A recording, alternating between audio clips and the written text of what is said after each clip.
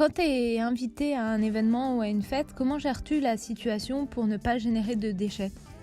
Si on va chez des amis, par exemple, je sais pas, peut-être que vous parlez d'une fête où il va y Ouais, avoir des assiettes en carton ou des ouais, produits jetables. des Dans gobelets. ce cas-là, moi personnellement, je vais discrètement dans la cuisine et j'amène, enfin ça dépend bien sûr de l'ampleur de l'événement, hein. Si c'est un énorme événement, dans ce cas-là, je vais amener ma propre assiette. Mm. Mais si c'est un événement qui est un petit peu plus petit, par exemple, il y avait une rencontre avec l'équipe de vélo tout-terrain de mon fils, hein, pour le lycée. Ouais. C'était chez quelqu'un et bon, il y avait un groupe de, je dirais, une trentaine de personnes. Là, je me suis glissée discrètement dans la cuisine. Je suis pas là pour faire des leçons à qui que ce soit ou à dire qui que ce soit comment vivre sa vie ou gérer, bien sûr, son foyer. Donc, je suis allée dans la cuisine parce que je m'attendais en fait à ce qu'il y ait des assiettes qui ne soient pas jetables. Donc, je suis allée dans la cuisine, j'ai pris une assiette, je me suis servie. Une fois que j'ai fini de manger, j'ai nettoyé l'assiette et je l'ai remise à sa place. Si on va dans un événement qui est un petit peu plus grand, par exemple, à peu près une fois par an, on va dans un énorme pique-nique où il y a toute la ville qui y est invitée. Dans ce cas-là, on va amener nos propres assiettes, nos propres verres, nos propres couverts. S'il y a, et pour ce qui est des cadeaux, là on va donner des cadeaux d'expérience. Ou si c'est si on est invité à un dîner par exemple, bon là, donner un cadeau d'expérience peut-être ne va pas vraiment s'appliquer, mais on peut donner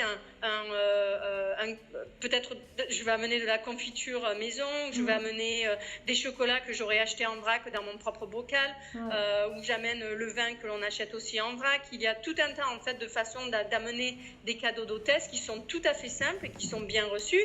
Mais si c'est un cadeau plus important, par exemple pour un anniversaire, là on va donner un cadeau d'expérience.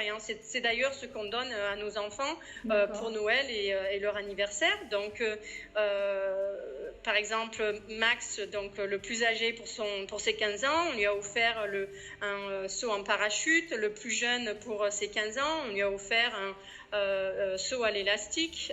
Donc en fait, il suffit tout simplement de regarder quelles sont les activités qui sont disponibles là où la personne en fait habite.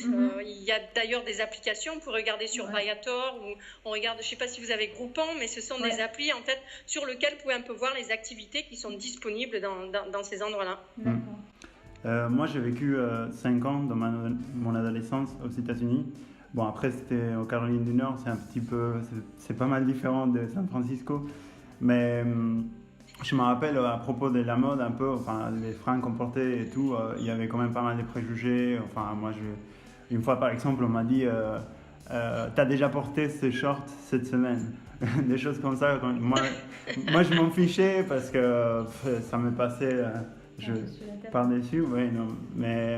Mais je sais qu'à cet âge-là, ça peut être un petit peu difficile. Est-ce qu'il y a est-ce qu'ils sont... Parce qu'eux, ils ont vécu ça depuis petit, donc peut-être qu'ils ont des pros à communiquer sur ça. Peut-être que la différence en fait de là où on habite, c'est que les gens sont tellement préoccupés de leur propre personne qui font même pas attention à ce que les autres portent. Donc mes fils, même s'ils ont simplement 3 pantalons ils font tourner pendant la semaine, on leur a jamais dit dis donc, j'ai remarqué que tu portes le même pantalon. Enfin en tout cas ils me l'ont pas ils m'en ont pas parlé. Peut-être que ça leur est arrivé, je sais pas, mais moi, on s'est rendu compte en tout cas que typiquement dans les écoles, les enfants sont tellement, enfin les enfants ou les ados sont tellement concentrés sur leur propre personne qu'ils font pas vraiment attention sur ce que les autres y portent. C'est vrai.